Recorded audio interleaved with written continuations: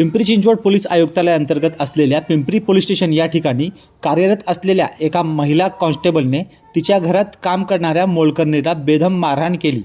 दरम्यान या महिला कॉन्स्टेबलने आपल्यासोबत काम करणाऱ्या आणखीन 2 महिला कॉन्स्टेबल सोबत बोलवून या तिघांनी त्या मोलकरणीला खिडकी दरवाजे बंद करून बेदम मारहाण केली असल्याची धक्कादायक घटना घडल्याचा आरोप ही मोलकरीण करत आहे।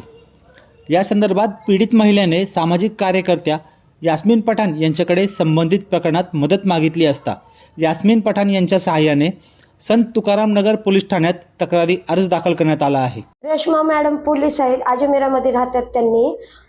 त्यांच्या तिथं मी काम करत होते, तर दिवाळीच्या परेडमध्ये त्यांची ते दागिने कुठे गेले का चोरी झाले ते मला नाही माहिती। तर त्यांनी मला म्हणले, विचारले की अंजली तुझ्या नजरेत आला असेल तर मला दे।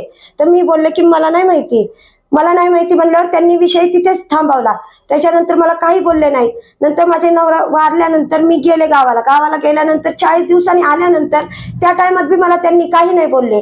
मी कामात रोज जाऊ लागली, यायला लागली।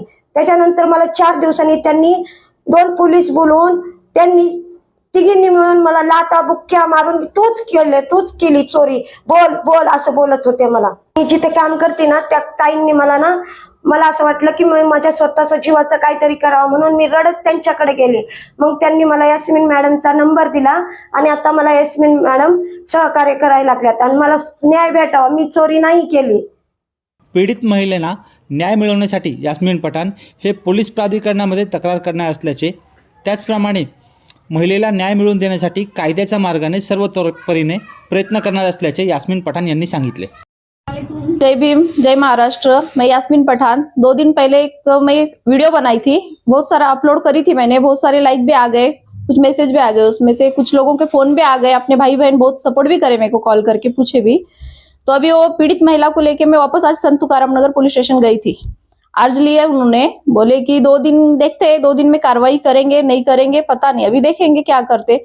वैसे तो सपोर्ट करे आज तो पुलिस वालों ने, बोले अर्ज अच्छे से लिए। वो पीड़ित महिला के ऊपर तो बहुत सारे जुल्म हो गया, मतलब बहुत ज्यादा जुल्म हो गया उसके ऊपर।